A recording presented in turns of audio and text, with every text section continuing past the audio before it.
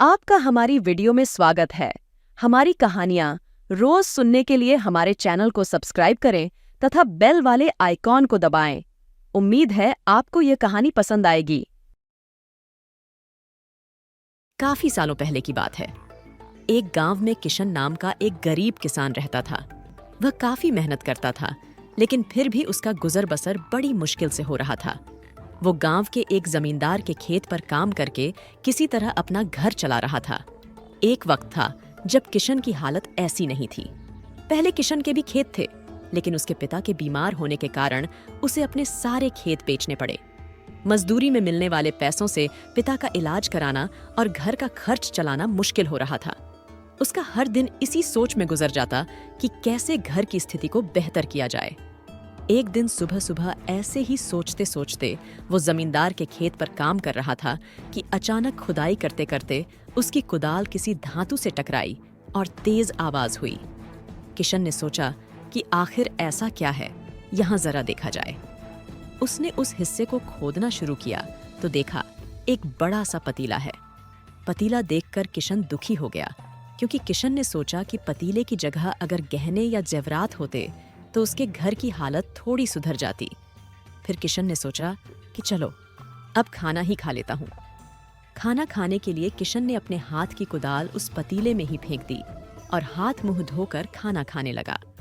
खाना खाने के बाद जब किशन अपनी कुदाल उठाने के लिए उस पतीले के पास पहुंचा तो वो हैरान हो गया।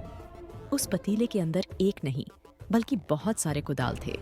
उसे कुछ समझ नहीं आया। तभी उसने अपने पास रखी एक टोकरी को भी उस पतीले में फेंक दिया। वो एक टोकरी भी पतीले के अंदर जाते ही बहुत सारी हो गईं। ये सब देखकर किशन खुश हो गया और उस चमत्कारी जादुई पतीले को अपने साथ घर लेकर चला आया। अब वो रोज उस चमत्कारी पतीले में अपने कुछ औजार डालता और जब वो ज्यादा हो जाते तब उन्हें बाजार जाकर बेच आता। ऐसा करते करते किशन ने काफी पैसे कमाए और उसके घर की हालत सुधरने लगी। उसने अपने पिता का इलाज भी करवा लिया। एक दिन किशन ने कुछ गहने खरीदे और उन्हें भी पतीले में डाल दिया। वो गहने भी बहुत सारे बन गए। धीरे धीरे किशन काफी धनवान होने लगा और उसने जमींदार के यहाँ मजदूरी करना भी छोड़ दिया। किशन को इस तरह अमीर होते देख जमींदार मोहन को किशन पर शक हुआ और वो सीधे किशन के घर जा धमका। वहां उसे जादुई पतीले के बारे में पता चला। उसने किशन से पूछा, तुमने यह पतीला कब और किसके घर से चुराया? सच सच बताओ। किशन सहम गया और डरी हुई आवाज में बोला, ये चमत्कारी पतीला मुझे खेत में खुदाई के समय मिला था।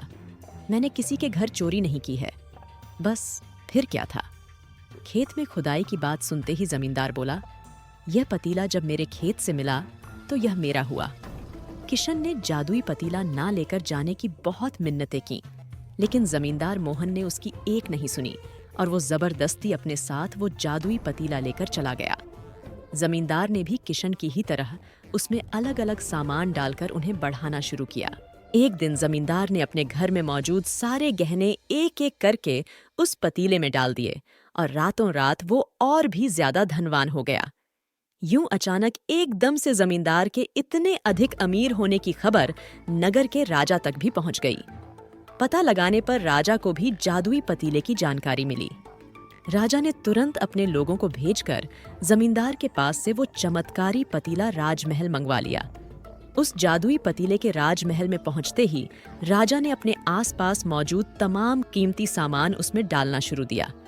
सामान को बढ़ता देखकर राजा दंग रह गया। राजा ने सोचा कि देखने में तो ये पतीला बड़ा साधारण सा दिखता है, लेकिन इसके अंदर जरूर कुछ असाधारण होगा। बस फिर क्या था, वो लालची राजा खुद उस पतीले के अंदर चला गया और देखते ही देखते उस पतीले से बहुत सारे राजा निकल आए।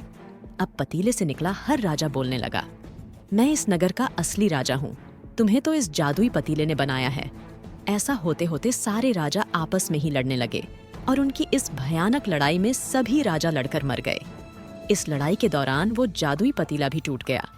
जादुई पतीले के कारण राजमहल में हुई इस लड़ाई के बारे में नगर में सबको पता चल गया। जैसे ही ये जानकारी मजदूर किशन और जमींदार को मिली तो उन्होंने राहत की सांस लेकर सोचा कि अच्छा हुआ कि हमने उस जादुई पतीले का इस्तेमाल सही तरीके से किया। उस राजा ने अपनी मूर्खता के कारण अपनी जान ही खो दी। सीख: मूर्खता और लालच का अंत बुरा ही होता है। किसी मूर्ख के पास अच्छी चीज कभी नहीं टिकती, क्योंकि वो उसका सही इस्तेमाल करने की समझ ही नहीं रखता। इसीलिए किसी भी सामान का इस्तेमाल संभल कर करना चाहिए और लालच से बचना चाहिए। यह वीडियो देखने के लिए आपका धन्यवाद। आशा है कि आपको यह वीडियो पसंद आया होगा। ऐसी और वीडियोस देखने के लिए आप हमारे चैनल को सब्सक्राइब कर सकते हैं। धन्यवाद।